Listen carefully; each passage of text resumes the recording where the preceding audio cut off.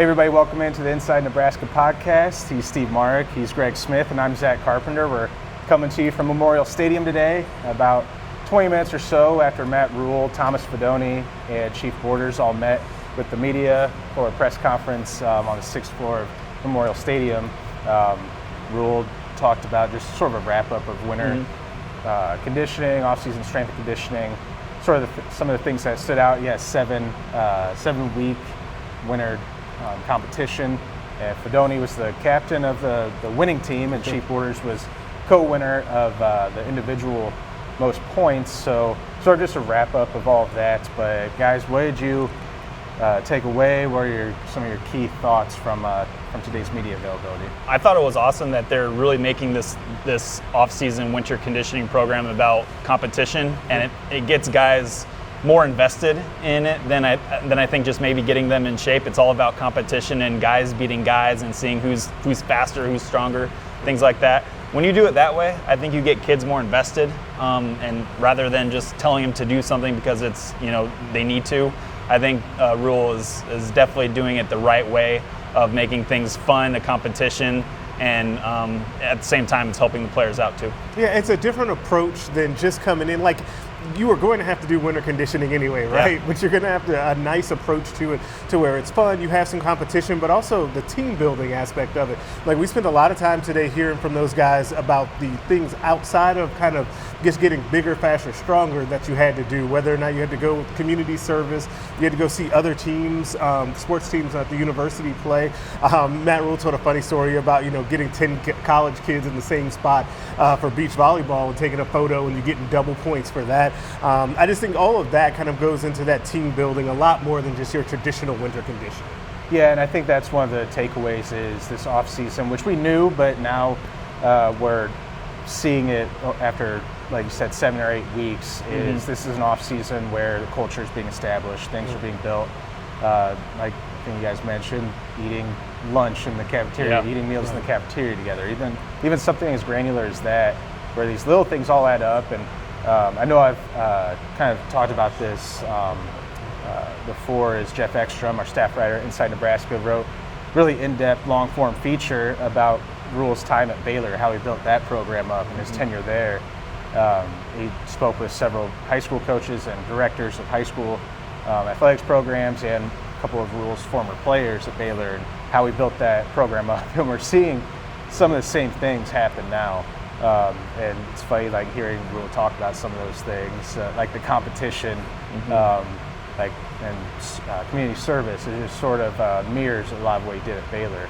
But now we're 14 days away, exactly today, 14 days away from the start of spring ball, and apparently 101st day of the Rhule tenure. Even he didn't know that until Keith Mann, the head SID of the Nebraska Athletic Department and football communications department, told him that. But 101 days now, 2 weeks away.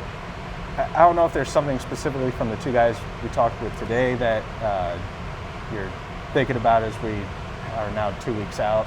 Yeah, we saw Thomas Fidone and Chief Borders, the transfer from Florida. Really two super intriguing, at least in my opinion, guys this spring. I'll start with Thomas. They might make that top 30 intriguing. They might be top 10 picks. I don't know. But yeah, let's just start with Thomas Fidone. He's a guy that a lot of people are interested in from Lewis Central. Everybody knows, 4-star prospect. We got to talk. Got that 5th star. Yeah, it was as the close. Recruiting guy, I got to throw that. Was close to the 5th star, but he talked today and was really comfortable up there. Was very open and engaging with his discussions, and I wanted to talk with him about his progress being made, how comfortable he is as a route runner, and his off-season work.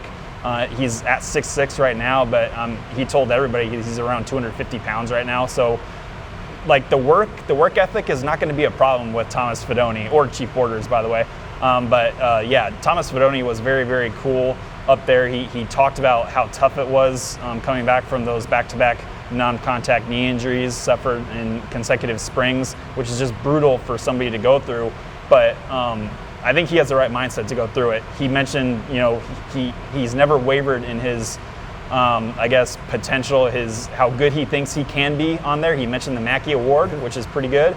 He mentioned that he still thinks he can be one of the best tight ends in the country, which is odd coming from somebody who who's played in one game in his college career through 2 seasons.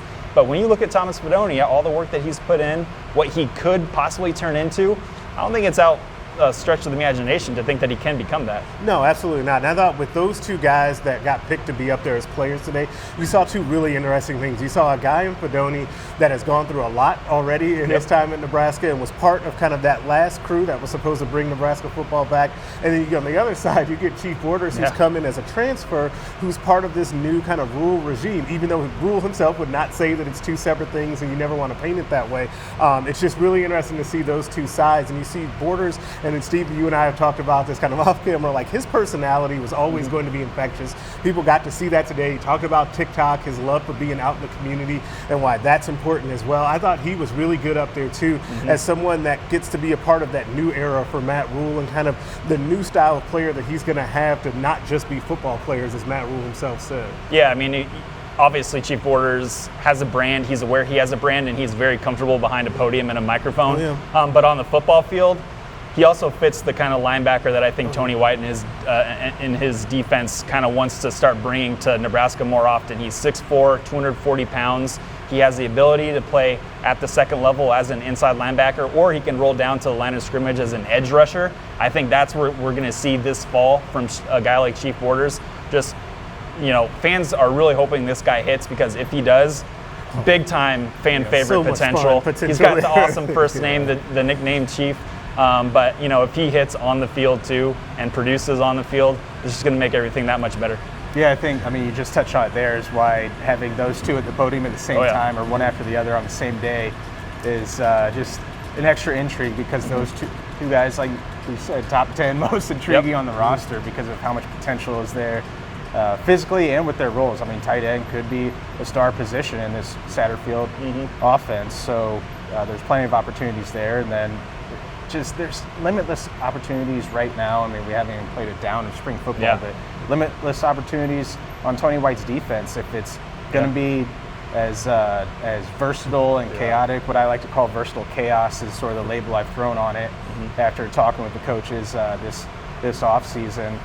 Is there's just so much loaded potential for guys to be flying around. It seems like there's going to be interchangeable parts, a lot of rotations, and fast tempo for how much a defense can be, I guess, to try and match an offense, or switching guys out in rotations. But I don't know, is there any other extra thought you guys have? My last one is I asked about quarterback recruiting with Dylan Raiola, the 5-star clear-cut #1 target for Nebraska in the 24 class of the position, or any position in that recruiting cycle, and asked what sort of the strategy was for quarterback recruiting in this class specifically when you have a high-profile recruitment like that that's going to be going deep into the recruiting cycle, whether it's summer or possibly even into the season, depending on how long that recruitment lasts. It's like, what's your strategy when you have one guy there, and quarterbacks like to be traditionally the first to commit in the class,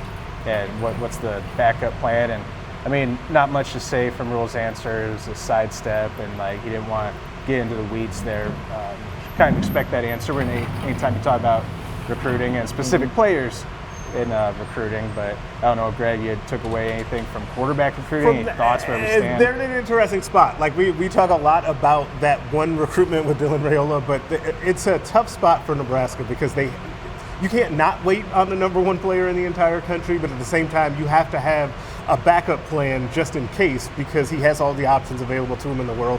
Of course, Rhule danced around it. He can't talk directly about specific recruits at this point anyway. But I do think that there's a lot of strategy that has to go into thinking about what comes next after Dylan in case he doesn't come to Nebraska. But we'll have plenty more about that moving forward. And, last thing, just update on Casey Thompson from today. Was still expecting to be limited, and they're hopeful that he'll be able to throw a little bit more, but still expect him to be, quote unquote, pretty limited during spring ball. That's something you gave that a good non-answer Yeah. on that because I don't know any more after. that's something that I really noticed with Matt Rhule. He is very good at not setting expectations. He talked about talking with fans, and everybody asked him how many games they're going to win this season.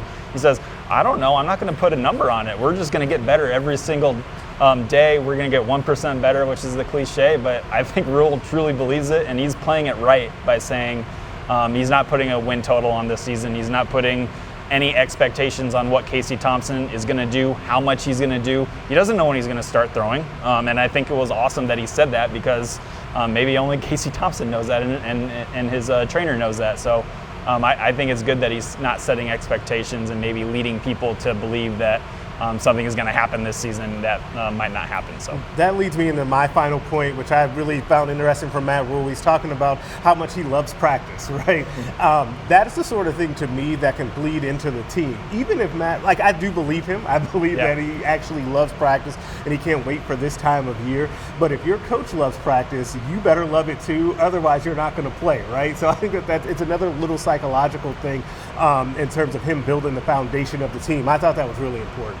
Yep, and speaking of the practice, he said that they're going to get physical, pretty physical throughout the course of spring ball, which, again, like we said, is 2 weeks away as we stand here today. March 20th is the first spring practice, leading up to the April 22nd spring game as the 15th and final practice. And we'll be covering that extensively on the Inside Nebraska YouTube channel, so I encourage you guys to like this video, subscribe to the Inside Nebraska YouTube channel. We've got nebraska.rivals.com where we're going to be having plenty of written coverage about this press conference and plenty more about Nebraska spring ball, obviously the recruitment of Dylan Raiola, and plenty more from Greg Smith on that front. So make sure to subscribe. Again, nebraska.rivals.com.